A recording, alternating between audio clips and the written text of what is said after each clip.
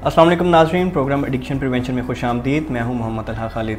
नाज़रीन, आज के प्रोग्राम में हम बात करेंगे कि कैसे वालिदैन अपने बच्चों को नशे से बचा सकते हैं। इस प्रोग्राम में आमतौर पे मैं आपको बताता हूं कि कैसे आप नशे पे लगने से पहले ही नशे से बच सकते हैं। इसमें यूथ पे भी तवज्जो दी जाती है, एडोलेसेंट्स पे भी, और इसके अलावा जो यंगस्टर्स हैं उन पे भी, एडल्ट्स पे भी तवज्जो दी जाती है। उन्हें भी तरीके सिखाए जाते हैं कि कैसे वो नशे को छोड़ने के तरीके सीख सकते हैं, कि वो नशे की तरफ जब भी राग़ब किए जाएं तो वो पहले से ही नो कह सकें। इसके अलावा वालिदैन की ट्रेनिंग भी बहुत ज़रूरी है। ड्रग प्रिवेंशन जो है ये एक बहुत वास्ट सब्जेक्ट है। इट्स नॉट लाइक दैट कि आप सिर्फ बच्चों पे सारी ज़िम्मेदारी डाल दें कि वो इन्वायरमेंट में जो क्यूज़ हैं नशे के उनसे कैसे बच सकते हैं, बट इसमें ये चीज़ भी ज़रूरी है कि वालिदैन भी वो तरीके सीखें कि कैसे वो बच्चों की तरबियत करें, कैसे वो पहले ही बच्चों को इस तरह शेप करें, उनकी पर्सनैलिटी को शेप करें कि वो नशे की तरफ जाएं ही ना, उनकी तरफ बढ़ने की बजाय वो ऐसी हेल्दी एक्टिविटीज़ में इन्वॉल्व हो जाएं कि उन्हें नशा जो है वो अट्रैक्ट ही ना करें। तो आज मैं आपको बताऊँगा कि वालिदैन कैसे अपने बच्चों को नशे से बचा सकते हैं, कैसे उनकी जो मुस्बत तरबियत है कर सकते हैं। तो आज का टॉपिक हमारा बेसिकली है कि कैसे मुस्बत तरबियत बच्चों को नशे से बचा सकती है। तो चलिए अब पहले जो टॉपिक है उसकी तरफ चलते हैं। कम्युनिकेशन। आपने सुना होगा कि कम्युनिकेशन की बहुत ज़्यादा इम्पोर्टेंस है हर पहलू में, ज़िंदगी के हर पहलू में, हर जगह जो कम्युनिकेशन है वो रिक्वायर्ड होती है।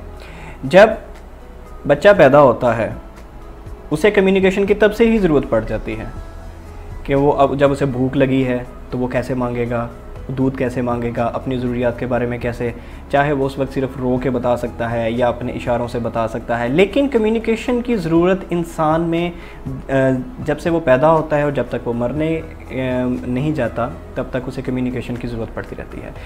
और कम्युनिकेशन अगर अच्छी ना हो तो प्रॉब्लम्स ही प्रॉब्लम्स होती हैं हमारी ज़िंदगी में। और अगर हमें कम्युनिकेशन अच्छी करनी आ जाए तो हमारी ज़िंदगी इतनी आसान हो जाती है कि जिसका कोई अंदाज़ा ही नहीं लगा सकता।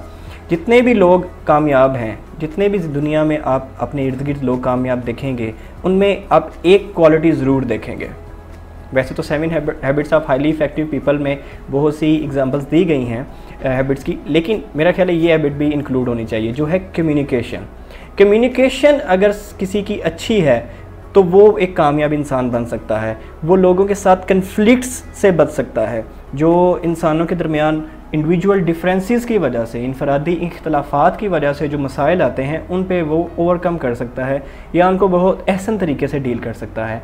तो आज मैं आपको बताऊंगा कि वालिदैन अपने बच्चों के साथ कैसे बहुत अच्छी कम्युनिकेशन कर सकते हैं, क्योंकि किसी भी फैमिली में कम्युनिकेशन एक की रोल प्ले करती है। एक फैमिली बॉन्डिंग में और एक फ़ैमिली को फंक्शनल रखने के लिए, कि फ़ैमिली के अंदर जो रोल्स हैं सभी के वो ठीक रहें और हर बंदा दूसरे के साथ एक बड़े अच्छे तरीके से रहे, वो डिपेंड कर रहा होता है कि पेरेंट्स और बच्चों यानी पूरी फैमिली के दरमियान जो कम्युनिकेशन है वो कैसी है। तो चूँकि बच्चे अपने वालिदैन से सीखते हैं, वो वालिदैन को कॉपी करते हैं, और चूँकि उनका सबसे ज़्यादा वक्त ही अपने वालिदैन के साथ गुजरता है तो वो उन्हीं से ऐसी नॉलेज लेते हैं जो कि वो सीखते नहीं हैं, मतलब यानी वालिदैन उन्हें सिखाते नहीं हैं, लेकिन वो पिक कर लेते हैं अपने मिरर न्यूरॉन्स की वजह से। तो वालिदैन को कम्युनिकेशन आनी चाहिए अपने बच्चों के साथ अच्छी। एक और अच्छी कम्युनिकेशन कैसे हो सकती है, आज मैं आपको वही बताऊंगा। वालिदैन को सबसे पहले कम्युनिकेशन के दौरान ये करना चाहिए कि उन्हें सवाल पूछने आने चाहिए। क्वेश्चनिंग का उन्हें स्टाइल जो है वो आना चाहिए। अच्छे सवाल पूछना ये डिपेंड कर रहा होता है कि आपको कितनी नॉलेज है, आपको तरीका कैसा है। इसका फ़ायदा क्या होगा? इसका फ़ायदा ये होगा कि आपको रिस्पॉन्सेज बहुत अच्छे मिलेंगे। आपको आपके रिस्पॉन्सेज अपनी मतलब के मिलेंगे, जो इन्फॉर्मेशन आपको रिक्वायर्ड है वो मिलेगी। अब क्वेश्चनिंग भी एक आर्ट है। अब बाज़ औक़ात हम क्वेश्चनिंग करते हैं तो क्वेश्चनिंग हम बहुत ज़्यादा सरकास्टिकली करते हैं, तंज़ में करते हैं, या उसमें डिफेंसिव बिहेवियर होता है या अग्रेसिव बिहेवियर होता है। जैसे वालिदैन कहते हैं तुम कहाँ से आ रहे हो, ये टाइम देखा है तुमने, ये एक अग्रेसिव टोन हो जाती है। या सरकास्टिकली अब तुम फिर फेल हो गए हो, अब तुमने कुछ नहीं करना, तुमने तो कुछ बनना ही नहीं, अब की बार तुमने क्या रंग चढ़ाया है। कोई इस तरीके के वालिदैन जो सरकास्टिकली या अग्रेसिव टोन में चले जाते हैं, तो ये क्वेश्चंस जो हैं वो आपको आपकी पसंद की या आपको जो ओरिजिनल या जो अच्छी आउटकम है वो नहीं दे पाएंगे। अगर आप चाहते हैं कि आपके बच्चे आपको अच्छा आउटपुट दें तो आपको क्वेश्चनिंग करनी आनी चाहिए। और आप क्वेश्चनिंग कैसे कर सकते हैं? क्वेश्चनिंग करते वक्त आपको दो चीज़ों का ख्याल रखना है। एक तो आप अपना इंटरेस्ट शो करें। सबसे पहले आप अपना इंटरेस्ट शो करें। जब बच्चा आपके पास आता है, आपसे कोई क्वेश्चन करता है, तो आप उसमें अपना इंटरेस्ट शो करें, ना कि आप अखबार पढ़ रहे हैं और जैसे वालिदैन आमतौर पे करते हैं कि वो ऐसे अखबार पढ़ रहे हैं और बच्चा आके कहता है अब्बू मुझे ये कोई चीज़ चाहिए, तो वालिदैन कहता है ओके, और उसके बाद वो कहता है कि आप मेरी बात सुने, मुझे ये मसला है, अच्छा ऐसे कर लो वैसे कर लो, लेकिन तवज्जो नहीं है। इससे बच्चा क्या परसीव करेगा? बच्चा ये परसीव करेगा कि मेरे वालिद मेरी प्रॉब्लम में या मेरे क्वेश्चन में या जब मेरे मसले में या मैं जो बात बयान कर रहा हूँ उसमें वो इंटरेस्ट नहीं ले रहे और उसमें उनका कोई कंसर्न नहीं है, इसलिए वो अपनी हो सकता है कुछ फीलिंग्स को बता ही ना पाए, या वो गुस्से से चला जाए, या उसे पता हो कि मुझे तो अब सुना ही नहीं जाएगा, तो वो अपनी बात ही अधूरी छोड़ के जा सकता है, या वो नेक्स्ट बताएगा ही नहीं। जब एक दफ़ा वालिद ऐसा करता है तो बच्चा ये लर्न कर लेता है कि अब मेरे वालिद ऐसे ही करेगा या नेक्स्ट टाइम भी ऐसे करेगा। 2-3 दफ़ा जब बार बार होगा तो ये लर्निंग मज़ीद रीइंफोर्स हो जाएगी और बच्चे के ये बिलीव बन जाएंगे कि मेरे वालिदैन ने तो मेरी बात सुननी ही नहीं, तो इन्हें बात बताने का कोई फ़ायदा ही नहीं। इससे क्या होगा? इससे ये होगा कि जो कम्युनिकेशन है बिटवीन फादर एंड सन, या आप डॉटर कह लें, या वालिदैन और बच्चों के दरमियान जो कम्युनिकेशन है वो ख़त्म होती जाएगी। कि आपको पता है जनरेशन गैप की बात हर कोई करता है कि ये जनरेशन गैप है और इस जनरेशन गैप की वजह से बेशुमार मसाइल आ रहे हैं, बच्चे जो हैं वो वालिदैन की नहीं सुनते, वालिदैन कहते हैं बच्चे हमारी नहीं सुनते। बट इनफैक्ट क्या आपको ये नहीं लगता कि जनरेशन गैप भी एक कम्युनिकेशन गैप है?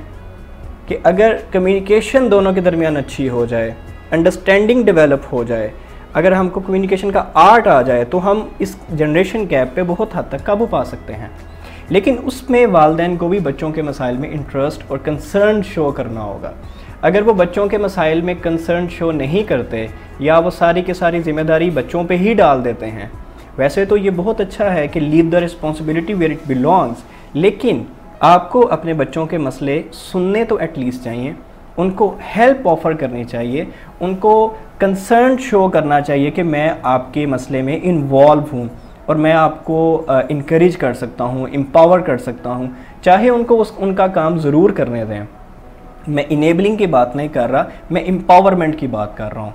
यहाँ पे आपको इनेबलिंग और एम्पावरमेंट में भी मैं फ़र्क बताता चलूँ कि वैसे तो इनेबल एक अच्छा वर्ड है कि किसी को काम की तकमील में मदद देना, लेकिन आम तौर पे इनेबलिंग कहा जाता है कि जब आप किसी के काम को मतलब जो आप उसके करने वाला नहीं भी है, मतलब मिसाल के तौर पे मुझे कोई कहता है मेरी ये एक चीज़ कोई उठाने में मदद कर दें किताबें, और मैं अगर उसकी किताबें सारी की सारी उठा के छोड़ भी आऊँ जहाँ वो चाहता है, तो ये मेरी थोड़ी सी इनेबलिंग हो जाएगी। जैसे जॉब में कुलीग्स हमें कहते हैं कि अच्छा मैं मेरा ये काम कर देना, तो मैं जहाँ तक हेल्प है उसके बजाय मैं पूरे का पूरा उनका काम ही कर दूँ, तो ये कुछ इनेबलिंग हो जाती है।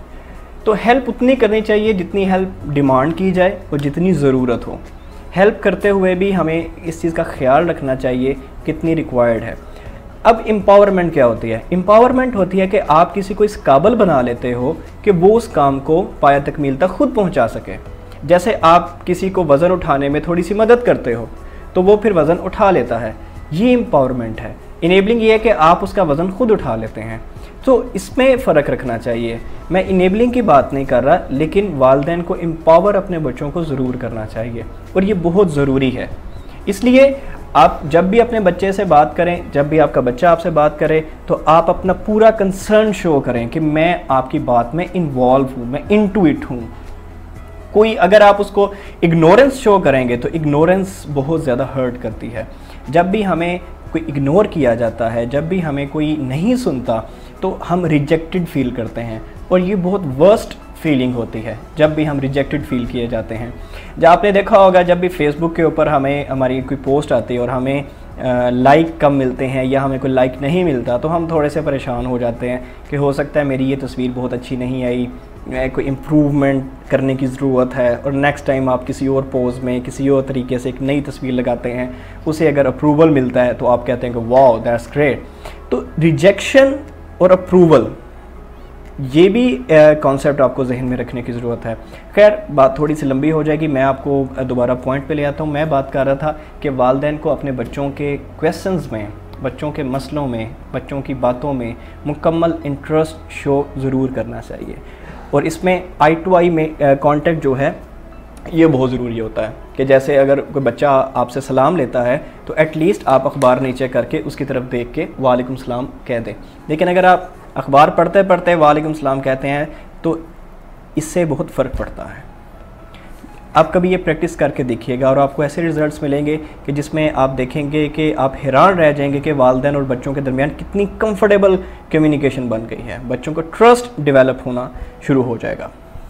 अब नेक्स्ट पॉइंट जो मैंने आपको बताना चाह रहा था वो ये है कि आप बच्चों को इनकरेज करें प्रॉब्लम सॉल्विंग थिंकिंग के ऊपर, रादर के आप उनको एक प्रॉब्लम में उलझाए रखें या आप मसले पे ही सिर्फ बात करते जाएं या आप उसके काम को खुद कर दें जिसको इनेबलिंग कहते हैं, बल्कि उसे आप प्रॉब्लम सॉल्विंग थिंकिंग की तरफ लेके जाएं जिसे हम क्रिटिकल थिंकिंग भी कहते हैं। इस पे कभी मैं मुकम्मल प्रोग्राम करूँगा क्रिटिकल थिंकिंग क्या होती है, कैसे इसको करना चाहिए। लेकिन अभी मैं आपको ये बताना चाह रहा हूँ कि आप बच्चे को एम्पावर करें कि वो क्रिटिकल थिंकिंग और प्रॉब्लम सॉल्विंग थिंकिंग की तरफ जाए। और जब कोई प्रॉब्लम सॉल्विंग थिंकिंग की तरफ चलता है तो उसे बड़े अच्छे से खुद मसलों के हल निकालना आ जाते हैं। लेकिन उसमें आप बच्चे को डायरेक्ट करें, आप बच्चे को गाइड करें कि किस तरीके से प्रॉब्लम सॉल्विंग थिंकिंग की जाती है, किस तरफ मसलों के सॉल्यूशंस निकाले जाते हैं। बल्कि आप ना सिर्फ इससे ये देखेंगे कि आपके बच्चे आप पे ट्रस्ट करना शुरू हो जाएंगे, बल्कि बच्चों की पर्सनैलिटी में ऐसा कॉन्फिडेंस आएगा कि वो छोटे छोटे काम जिसके लिए वो आपके पास आते हैं वो आपके पास आएंगे ही नहीं, वो खुद ही से उन मसलों को हल करना शुरू कर देंगे। लेकिन ये कब होगा? ये तब होगा जब आप बच्चों को वो सोच देंगे, ना कि आप अपनी सोच सब उन पे थोपेंगे। छोटी छोटी बातें होती हैं, जैसे कि एक बच्चा है, लेट्स से कि आप उसे कहते हैं कि अच्छा तुमने इस कलर के कपड़े पहनने हैं, और बच्चा चाहता है मैंने कोई और कलर के कपड़े पहनने हैं। लेकिन अगर आप उस पर इम्पोज करें कि नहीं तुमने यही पहनना है, तो बच्चा पहन तो शायद ले वालिदैन के खौफ से, लेकिन उससे उस पर बड़ा नेगेटिव इम्पैक्ट पड़ेगा। इसलिए बच्चों को अगर आप चाहते हैं कि उन्हें खुद डिसीजन लेने आने चाहिए तो आप उनको प्रॉब्लम सॉल्विंग स्किल्स की तरफ लेके जाएं, उन्हें छोटे छोटे टास्क दें जिससे आप देखेंगे कि उनकी प्रैक्टिस होती जाएगी और आहिस्ता आहिस्ता उन्हें लॉजिकल अंदाज से चीज़ों में फ़र्क करना आ जाएगा और गुड डिसीजन मेकिंग आ जाएगी। तो आई होप कि आपको इससे समझ आई होगी कि क्वेश्चनिंग कैसे करनी है। एक तो आप क्वेश्चनिंग करें तो फ्लेक्सिबल अंदाज से करें, अपना अगर बच्चे आपसे कुछ पूछते हैं तो आप अपना कंसर्न शो करें, उनको प्रॉब्लम सॉल्विंग स्किल्स दें। इससे आप देखेंगे कि कम्युनिकेशन बहुत अच्छी हो जाएगी। अब अगर आप कम्युनिकेशन बेहतर करना चाहते हैं तो मैं आपको एक और पॉइंट बताना चाहता हूँ, वो ये है कि लिसनिंग एंड ऑब्जर्विंग। जैसे मैंने आपको पहले बताया कि अगर आप बच्चे की बात को नहीं सुन रहे, उसे इग्नोर कर रहे हैं, तो ये बहुत बड़ा मसला पैदा कर देगी। बच्चे आपको तभी बात बताएंगे जब उन्हें ये पता होगा कि मेरे वालिदैन मेरी बात सुनेंगे। अगर बच्चों को पहले से ही ये लर्निंग है कि मेरे वालिदैन मुझे ऑब्ज़र्व नहीं करेंगे, मेरी बात को सुनेंगे नहीं, तो वो कभी भी आपसे शेयरिंग नहीं करेंगे। और जब शेयरिंग होना कम हो जाए या शेयरिंग होना ख़त्म हो जाए तो ये समझें कि ये कम्युनिकेशन में बहुत बड़ी दरार पैदा कर देती है और यही फिर कम्युनिकेशन गैप जो है जनरेशन गैप का मौजब बनता है। तो अगर आप चाहते हैं कि आप इस जनरेशन गैप और इस कम्युनिकेशन गैप पे काबू पाएँ तो आपको अपने बच्चों को ये तासुर देना होगा, ना सिर्फ तासुर बल्कि ये उनको लर्निंग करवानी होगी अपने बिहेवियर से कि अगर आप हमें कोई बात बताते हैं तो हम उसमें कीन इंटरेस्ट लेते हैं, हम आपको सुनते हैं, हम आप में इंटरेस्ट लेते हैं। और इससे बच्चे सीख जाएंगे कि हाँ जब भी कोई बात है, जब भी कोई मसला है तो मुझे अपने वालिदैन से कंफर्टेबली ये बात कर लेनी चाहिए। आपने देखा होगा बहुत से नौजवान अपने बहुत से मसाइल बच्चों को, अपने वालिदैन को नहीं बताते। अगर आप यंगस्टर्स हैं और अगर आप प्रोग्राम देख रहे हैं तो आप भी अपने आप में गौर कर सकते हैं कि बहुत से ऐसे मामलात हैं आपकी ज़िंदगी में जो आप कई दफ़ा चाहते हैं कि मैं वालिदैन से डिस्कस कर लूं, लेकिन कुछ वजूहात की वजह से जो हमारे फैमिली नॉर्म्स या फैमिली लिमिटेशंस या पेरेंट्स के जो रोल्स होते हैं, वालिद की जो पर्सनैलिटी, वालदा की जो पर्सनैलिटी होती है, उनकी वजूहात की वजह से बच्चे वो बात मुकम्मल तौर पे या सिरे से ही वो बात कर ही नहीं पाते अपने पेरेंट्स के साथ। सो अगर आप चाहते हैं कि आपके और अपने बच्चों के दरमियान जो कम्युनिकेशन स्किल्स हैं वो बढ़ जाएं, कम्युनिकेशन गैप्स ख़त्म हो जाएं, तो आपको चाहिए कि अपने बच्चों को ये लर्न करवाएं कि आप उनकी बातों में तवज्जो देते हैं, आप उनकी बातों को सुनते हैं और आपसे बात करना फ़ायदेमंद है, ना कि नुकसानदेह। क्योंकि बहुत से बच्चे सिर्फ़ इसलिए अपने वालिदैन से बात नहीं करते कि उन्हें लगता है कि अगर मैं अपने वालिदैन से बात करूँगा तो ये बजाय फ़ायदा होने के ये उल्टा नुकसान हो जाएगा मुझे, तो वो अपने वालिदैन से बात ही नहीं करते। सो अगर आप चाहते हैं कि आपके बच्चे आपको कंफर्टेबली बात बताएं, आपको हर बात बताएं, तो ये आपकी भी कुछ ज़िम्मेदारी है कि आप अपने रवैयों से और उनके रवैयों के जो नताइज हैं उनको मद्देनज़र रखते हुए आप इसकी प्रैक्टिस करें, बार बार उनको छोटी छोटी बातों पे इनकरेज करें। अब इनकरेजमेंट की आगे चल के मैं थोड़ी सी बात करूँगा, पूरा टॉपिक मैं आपके साथ ये कवर करूँगा, लेकिन तीसरा और इम्पोर्टेंट पॉइंट जो कम्युनिकेशन स्किल्स को बढ़ाने के लिए है वो ये है कि आप अपने इमोशंस पे ज़रा हाथ खुला रखें, अपने इमोशंस को डील करना सीखें। अब ये क्या है, ये बहुत इम्पोर्टेंट बात है, क्योंकि जब भी नेगोशिएशन होती है, जब भी बातचीत होती है वालिदैन और बच्चों के दरमियान, तो जो सबसे बड़ा मसला आता है वो ये है कि इमोशंस दोनों साइडों पे बहुत ज़्यादा ऊपर की तरफ के होते हैं।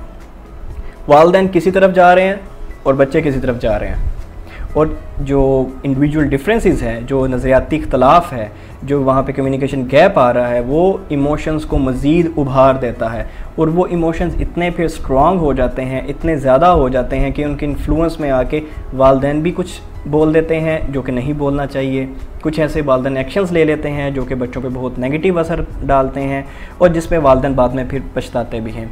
इसी तरीके से अगर दूसरी साइड पे देखा जाए तो बच्चे भी अपने इमोशंस में कुछ ऐसी चीज़ें कर देते हैं जिससे वो बाद में पछताते हैं, लेकिन ये दोनों साइड का काम है। लेकिन वो कहते हैं ना कि ताली दोनों हाथों से बजती है, तो लड़ाई तभी होती है, गलत डिसीजंस तभी होते हैं जब आर्ग्यूज़ बढ़ जाते हैं, जब दोनों साइड्स जो हैं वो सेफ़ एग्ज़िट नहीं लेती। अब इमोशंस का क्या किया जाए, इमोशंस को कैसे मैनेज किया जाए, कैसे कंट्रोल किया जाए, कैसे उनको थोड़ा सा कम किया जाए, तो उसके लिए मैं आपको एक बड़ी इम्पोर्टेंट और बड़ी आसान सी तकनीक बताता हूँ। इस तकनीक का नाम है काम। ये उर्दू वाला काम नहीं है, ये इंग्लिश वाला काम है, CALM। अब ये क्या है, काम में C है कि आप अपने थिंकिंग और इमोशंस और एक्शंस को कंट्रोल करें, यानी control your thinking and your actions.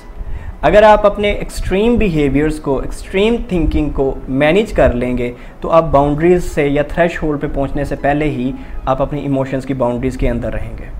अगर आप एक्सट्रीम थिंकिंग में चले जाते हैं कि बस अब तुम्हें ये कर देना है, अब तुम स्कूल नहीं जाओगे, अब तुम काम पे जाओगे, अब कल से तुम्हारा यहाँ जाना बंद, अब कल से उससे मिलना बंद, जो एक्सट्रीम डिसीजंस हैं, जो एक्सट्रीम थिंकिंग है और एक्सट्रीम बिहेवियर्स हैं, जैसे मारना, पीटना, गालम गलोच करना, ये एक्सट्रीम डिसीजंस जो हैं, ये एक्सट्रीम एक्शंस जो हैं, बहुत ज़्यादा नुकसान पहुंचाते हैं। और आम तौर पे इमोशंस के इन्फ्लुएंस में यही होता है कि वालिदैन या गालम गलोच ज़्यादा करते हैं, या मारते पीटते हैं, या कुछ ऐसी बातें कह देते हैं जो कि बाद में बड़ी परेशानी का बायस बनती हैं। जैसे मैंने आपको बताया कि तुमने आज से तुम्हारा इससे मिलना बंद, आज से तुम्हारी गाड़ी वापस, आज से तुम्हारी पॉकेट मनी बंद, या इस तरह के कुछ। तो इससे बचने की ज़रूरत है। अगर आप चाहते हैं कि आप एक अच्छी आउटकम लेके आएँ, आप अपने बच्चे के साथ कम्युनिकेशन स्किल को बढ़ाएं, तो आपको अपनी जो थिंकिंग और बिहेवियर्स है इसको लिमिट करना है, इसको कंट्रोल करना है। Then A for assess your thinking and emotions, कि क्या मुझे बात को अभी आगे बढ़ाना चाहिए या नहीं, कंटिन्यू इस बात को करना चाहिए या अभी नहीं, ये असेस करें। अगर आपको लगता है कि अभी इमोशंस बहुत बढ़ गए हैं या इस बात को इतनी इम्पोर्टेंस देने वाली है भी है या नहीं है, तो फिर आप उस बात को डिसकंटिन्यू भी कर सकते हैं। लेकिन अगर आपको लगता है कि ये बात वाक़ई बहुत ज़रूरी है, तो फिर आप उसको कंटिन्यू करें। यानी आप उस इमोशंस की स्टेट में जब आपके इमोशंस हाई हैं उस वक्त भी आपको लॉजिकल थिंकिंग करनी आनी चाहिए कि क्या मुझे इस बात को तूल देना चाहिए, क्या इस बात को मुझे आगे मज़ीद करना चाहिए या मुझे अब रुक जाना चाहिए। अब एल से क्या है, limit your emotions and safe exit. अब सेफ एग्जिट क्या होता है? सेफ एग्जिट ये है कि आप अपने इमोशंस को एक तो थोड़ा सा कंट्रोल करें, देन आप क्या करें, आप वहाँ से कुछ देर के लिए एग्ज़िट ले लें, लीव द सिचुएशन। अब सेफ एग्ज़िट का मतलब ये नहीं होता कि आप बाद में उस यानी कि आप वॉकआउट कर रहे हैं और आप उस चीज़ पे बात नहीं करना चाहते, बल्कि सेफ एग्ज़िट का मतलब ये है कि आप दूसरे बंदे से बात करते हैं, यानी आप अपने बेटे को कहते हैं या आप अपनी बेटी को कहते हैं कि अभी जो सिचुएशन है, मैं जिन इमोशंस से गुज़र रहा हूँ, मैं जिस इमोशनल स्टेट से गुज़र रहा हूँ और जो मेरी सोच चल रही है, अभी मैं इस चीज़ का मुझे ख़दशा है कि हम बात को किसी अच्छे नताइज की तरफ नहीं लेके जा सकते, तो हम इस पर फिर बात करेंगे, इस वक्त इस चीज़ पे बात करना मुनासिब नहीं है। तो ये सेफ एग्ज़िट है। एग्ज़िट से मुराद ये नहीं है कि आप उस पर आइंदा बात ही ना करें। जैसे वालिदैन कहते हैं बस मैंने कह दिया ना, अब आज के बाद इस पे बात नहीं करनी, अब आज के बाद मुझे इस चीज़ पे बात नहीं चाहिए, तो वो स्नब करना होता है, यानी वो आप एक अच्छे तरीके से पॉजिटिव वे में आप किसी बात को ख़त्म नहीं करते। रादर आप सेफ एग्ज़िट लें, आप बच्चे को ये कम्युनिकेट करें अपनी बातों से, अपने एक्शन से, अपनी नॉर्मल लैंग्वेज से कि हम बात में इस चीज़ पे बात कर सकते हैं। यानी मुज़ाकरात को बहाल रखें, कम्युनिकेशन डोर्स को ओपन रखें, लेकिन वक्ती तौर पे आप एग्ज़िट ले लें। और एम क्या है? एम फिर नेक्स्ट पे आ जाता है कि आप एक प्लान बनाएं, make a plan to deal the situation. आप एक प्लान बनाएं कि अच्छा अब एग्ज़िट तो ले लिया है, लेकिन इस बच्चे से इस मौजू पे बात करनी है, लेकिन कैसे की जाए। जैसे बच्चे कहते हैं कि मुझे बाइक चाहिए या मुझे नई कार चाहिए या मुझे पॉकेट मनी को आप बढ़ा दें या मैं आउट ऑफ कंट्री स्टडी के लिए जाना चाहता हूं, तो आपके पास एक प्लान होना चाहिए कि मैं अपने बच्चे से इस मौजू पे कैसे लॉजिकली, कैसे विद इन द लिमिट्स, कैसे अपने वसाइल में रहते हुए मैं कैसे उसे अच्छे से कम्युनिकेट कर पाऊँगा कि इस चीज़ का हल क्या है। तो एक प्लान बनाएं और उस प्लान को एग्जीक्यूट करें विद इन 24 आवर्स। उसको लेट मत करें, ये मत करें कि अच्छा अब मैं हफ़्ता सोचता हूँ कि इसके बारे में क्या करना है, महीना सोचता हूँ और फिर देखूँगा कि आइंदा इस पे बात कैसे करनी है, मौका मिलेगा तो बात करेंगे, अच्छा बच्चा बात करेगा तो फिर मैं भी बात कर लूँगा। ऐसे नहीं, बल्कि आप एक प्लान बनाएं, उसको अच्छे से एनालाइज करें और execute it with in 24 hours. आपके इमोशंस क्योंकि इमोशंस जो हैं वो कोई परमानेंट स्टेट नहीं रहती, आपके इमोशंस विद योर एक्सपीरियंसेस बदलते रहते हैं और हमारी ज़िंदगी में एक्सपीरियंसेस भी बदलते रहते हैं। यानी हम कभी कुछ कर रहे हैं, कभी कुछ कर रहे हैं, कभी कुछ कर रहे हैं। अभी मेरे इमोशंस कुछ हो रहे हैं, मैं आपके साथ प्रोग्राम कर रहा हूँ, आई एम हैप्पी। इसके बाद हो सकता है कि मैं घर जाऊँ, कोई छोटा मोटा मेरी बात पे तल कलामी हो जाए तो मेरे इमोशंस बदल जाएँ, एंगरनेस आ जाए, इसके अलावा टायर्डनेस आ सकती है। तो इमोशंस बदल सकते हैं और ये बदलते रहते हैं, ये कोई परमानेंट स्टेट नहीं है। तो अपने इमोशंस को एक दफ़ा ज़रा थोड़ा सा कीप कॉम होने दें, फिर आप प्लान बनाएं और देन फिर आप वापस अपने बच्चे के साथ कम्युनिकेट करें। इससे बच्चों को क्या तासुर जाएगा? इससे बच्चों को ये तासुर जाएगा कि मुझे बात करनी है, मुझे अपने वालिदैन से बात करनी है। और अगर नाज़रीन आप अपने बच्चों को ये तासुर देते हैं कि मुझसे बात करना सेफ़ है, मुझसे बात करना फ़ायदेमंद है, मुझसे बात करके जो है कोई बुरा नहीं होगा, तो फिर बच्चे आपसे बात करेंगे। और जब बच्चे आपसे बात करेंगे तो फिर बात करने से ही बात बनती है।